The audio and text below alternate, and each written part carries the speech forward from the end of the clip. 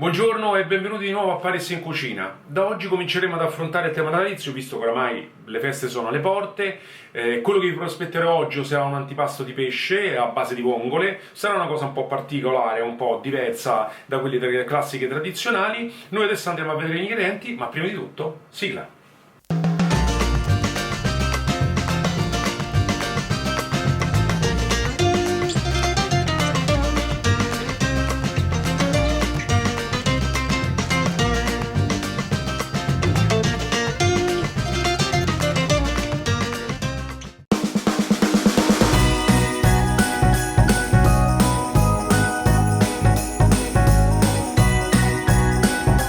Questi sono gli ingredienti. Abbiamo un chilo di vongole, in questo caso lupini, ma potete benissimo prendere anche le veraci, uno spicchio d'aglio, un porro, del prezzemolo, un bicchiere pieno di vino bianco secco, 30 g di farina, 1,5 litri di brodo, è quello che trovate lì dentro la pentola, 2 cucchiai di panna da cucina, 50 g di pangrattato, 70 g di burro, del sale e del pepe in grani.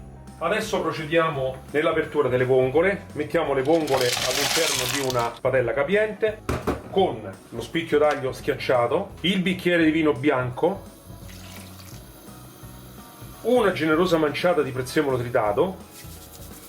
Io, a dir la verità, ci metto anche i gambi, gli danno molto più forza, sono molto più profumati, e una generosa macinata di pepe al momento.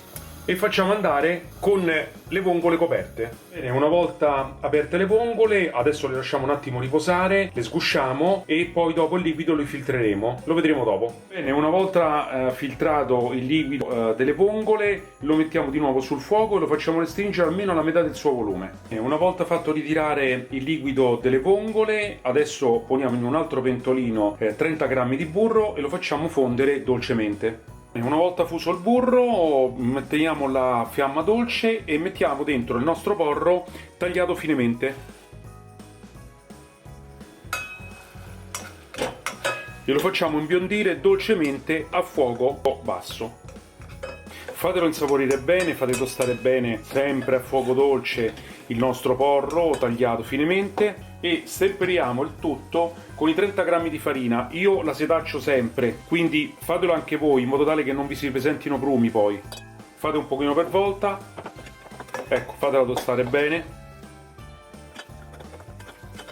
Una volta avete incorporato la farina con il porro e il burro, potete diluirla con il brodo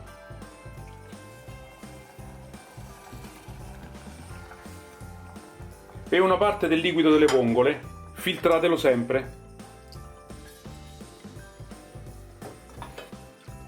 e fate in modo che tutto quanto si incorpori insieme.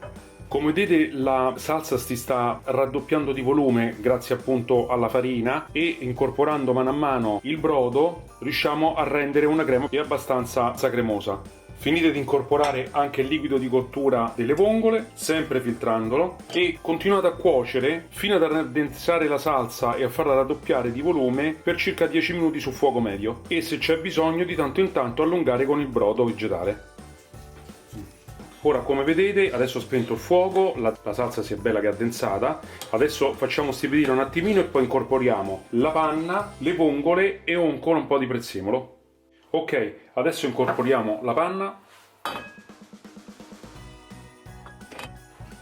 e mescoliamo il tutto. Provate ad assaggiare per sentire se è giusta di sale, per me è perfetta così, e adesso aggiungeremo le vongole. Ecco, incorporiamo le vongole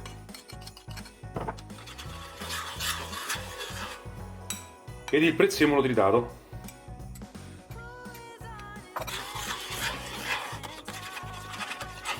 E, ma solo a gusto personale, e a me piace molto, una spolveratina di pepe, e il profumo è fantastico. Bene, ora imburriamo le nostre cocotte, le imburriamo per bene su tutti i lati e poi le spolveriamo con il pangrattato.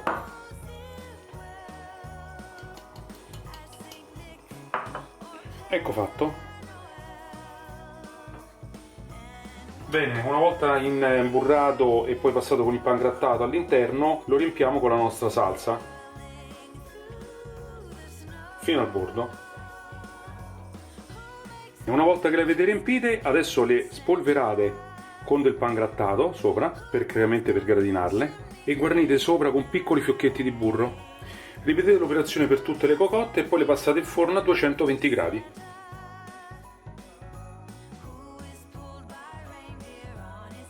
E dopo aver passato una decina di minuti in forno per essere gratinate, le cocotte sono pronte.